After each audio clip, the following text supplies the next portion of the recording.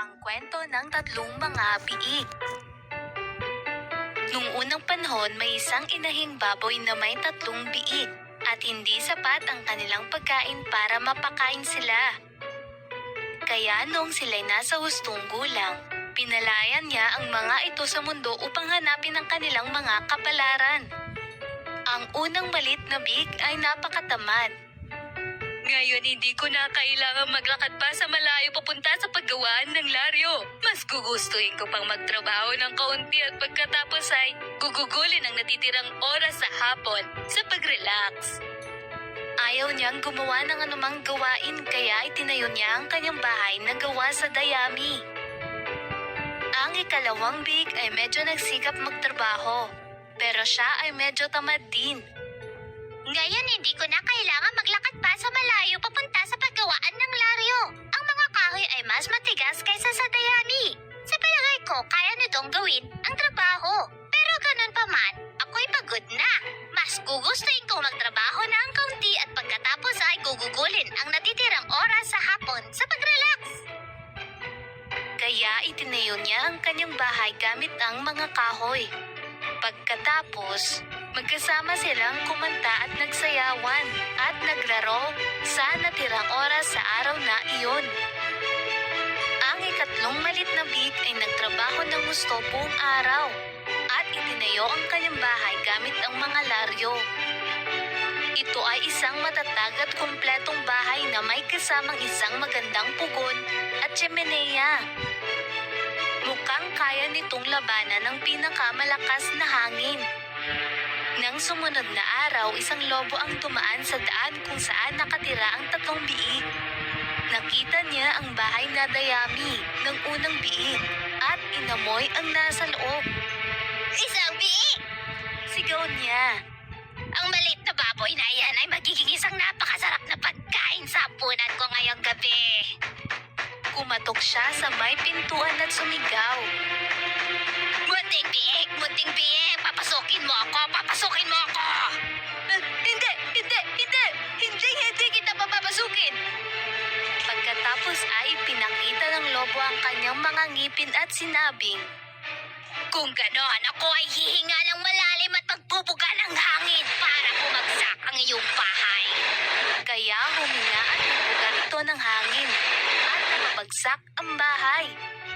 Ibinuka ng lobo ang kanyang bunganga ng napakalaki at kumagat ng napakalakas.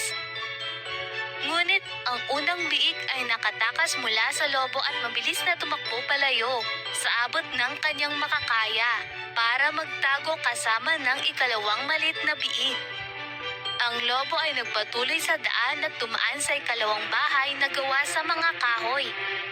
Naamoy niya ang mga biik sa loob at muli ang kanyang bibig ay nagsimulang magtubig habang iniisip niya ang tungkol sa masarap na hapunan na kanyang gagawin. Kumatok siya sa may pintuan at sumigaw. Munting mga biik, papasukin ninyo ako! Hindi namin papapasakit! Kaya ipinakita ng lobo ang kanyang mga ngipin at sinabing, Kung ganoon, ako ay hihinga ng malalim at magbubuga ng hangin para bumagsak ang inyong bahay. kaya huminga at nagbuga ito ng hangin at napabagsak ang bahay. At ang dalawang maliliit na biik ay naiwang nakatayo sa harapan ng nakakatakot na lobo. Sinubukang habulin ng lobo ang mga biik ng sabay, ngunit siya ay naging masyadong matakaw at ang kanyang malaking panga ay kumagat sa hangin. At ang dalawang biik ay tumakbo ng mabilis palayo sa kung saan kayang dalhin ng kanilang mga maliliit na paa. Tinabol ng lobo ang mga biik sa daan at muntikang mahuli.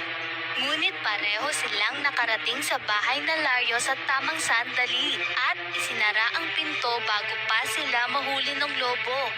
Ang tatlong mga biik ay nagumpukan sa loob ng bahay, nanginginig sa takot sa lobo na nasa labas. Ang lobo ay hindi nakakain sa buong araw, kaya siya ay nagutom ng husto sa paghahabol sa mga biik. Ngayon na, naamoy niya ang 3 biik sa loob. Alam niyang magiging magandang pista ang naghihintay para sa kanya sa kabilang panig ng mga pader ng Lario. Kaya hinampas ng lobo ang kanyang mga paa sa pintuan at sinabing, Munting mga biik! Munting mga biik! Papasukin ninyo ako! Papasukin ninyo ako! Hindi ka namin papapasukin!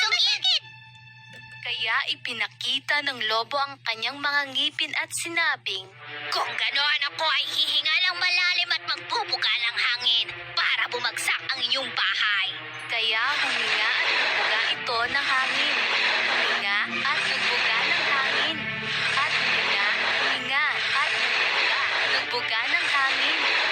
Ngunit hindi niya mapabagsak ang bahay. Sa huli, siya ay nahingal. Hindi ko na kayang huminga at umihip pa.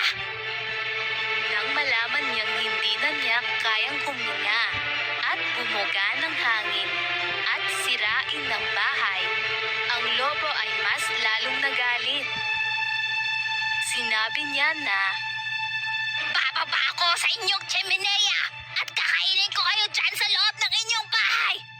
nang malaman ng maliliit na biik kung ano ang kanyang gagawin, naglagay sila ng kalderong puno ng tubig sa pugon at gumawa ng nagliliyab na apoy.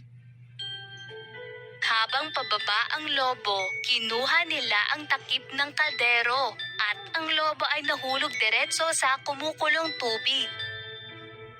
Ang mga biik ay agad na isinara ang takip at iyon na ang katapusan ng malaki at masamang lobo.